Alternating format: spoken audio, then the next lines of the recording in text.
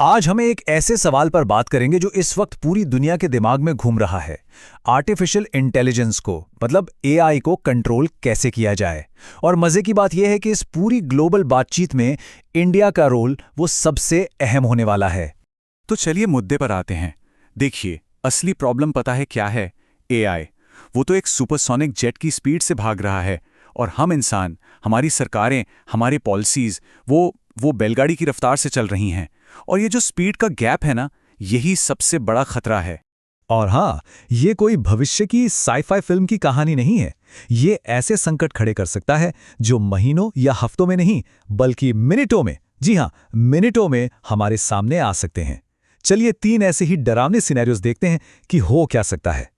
पहला सिनारियो, जरा सोचिए, एक एआई ट्रेडिंग मॉडल जो स्टॉक मार्केट में खरीद बिक्री करता है, बस एक छोटी सी गलती कर देता है और कुछ ही सेकंड्स में दुनिया भर के शेयर बाजार धड़ाम।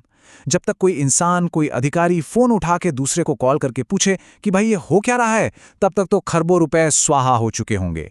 Game over. अब दूसरा सिनेरियो देखिए, डीप फेक। इमेजिन कीजिए किसी इलेक्शन से ठीक एक दिन पहले किसी बड़े नेता का एक ऐसा वीडियो आता है जो देखने में 100% असली लगे, पर है पूरी तरह से नकली। अब डिजिटल दुनिया का तो यही नियम है, जब तक सच अपने जूते पहन रहा होता है, झूठ आधी दुनिया का चक्कर लगा चुका होता है। तब तक तो डैमेज हो चुका है। और तीसरा, सोचिए कोई एआई है जो हमारे पावर ग्रिड को, मतलब बिजली के पूरे सिस्टम को मैनेज कर रहा है। वो एक गलत फैसला लेता है और लाखों घरों की बत्ती घुल। अब सवाल ये है, जिम्मेदार कौन है? किसकी गलती है? आप किसे फोन करेंगे? किसको बुलाएंगे मदद के लिए? कोई जवाब नहीं है।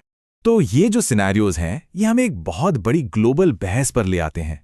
और इस बहस में 2 टीमें हैं जिनके विचार एक दूसरे से बिल्कुल अलग हैं। एक तरफ है टीम सुरक्षा या टीम सेफ्टी।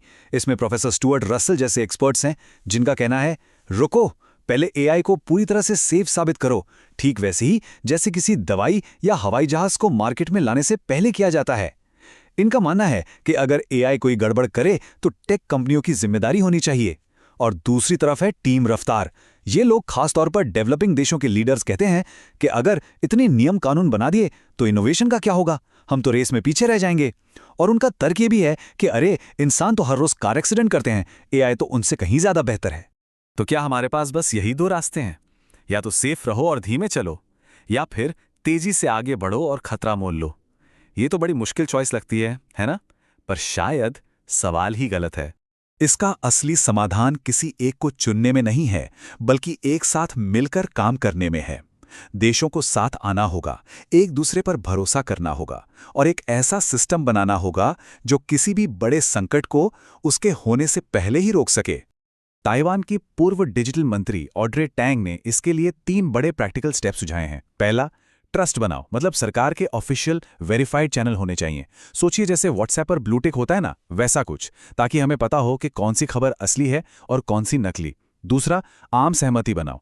एआई टूल्स का इस्तेमाल करके लाखों करोड़ों लोगों की राय को सुना जाए, ताकि जो पॉलिसी बने वो असल में लोगों की बात हो। और तीसरा, एक सेफ्टी नेट बनाओ, मतलब एक इंटरनेशनल क्राइसिस हॉटलाइन टाइप की चीज, जहां कुछ भी गलत हो तो दुनिया भर के एक्सपर्ट्स तुरंत मिलकर उसे ठीक कर सके।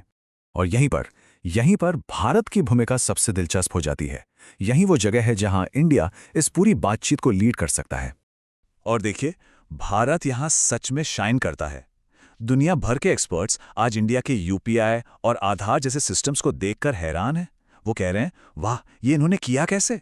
मतलब इतने बड़े स्केल पर करोड़ों लोगों के लिए एक भरोसेमंद डिजिटल सिस्टम बनाना, ये दुनिया में पहले किसी ने नहीं किया है, और भारत ने ये कर दिखाया।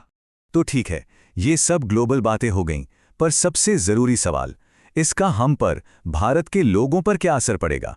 इसका हमारे लिए क्या मतलब है? देखिए, ये चर्चा सीधे सीधे हमारे भविष्य से जुड़ी है।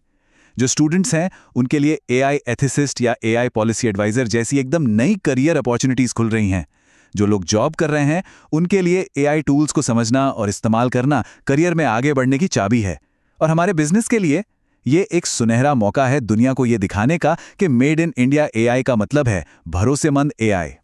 तो सबसे बड़ी बात जो हमें यहां से समझनी है वो ये है कि इंडिया इस एआई रेवोल्यूशन में सिर्फ एक प्लेयर नहीं है, हमारे पास आधार और यूपीआई का जो अनुभव है, उसकी वजह से हम दुनिया को रास्ता दिखा सकते हैं कि कैसे रफ्तार और सुरक्षा को एक साथ लेकर चला जा सकता है। भारत एक ऐसी एआई सुपर पावर बन सकता है जो सिर्फ तेज ही नहीं बल्कि समझदार भी हो। असली सवाल अब बस यही है कि क्या हम इस मौके का फायदा उठाएंगे।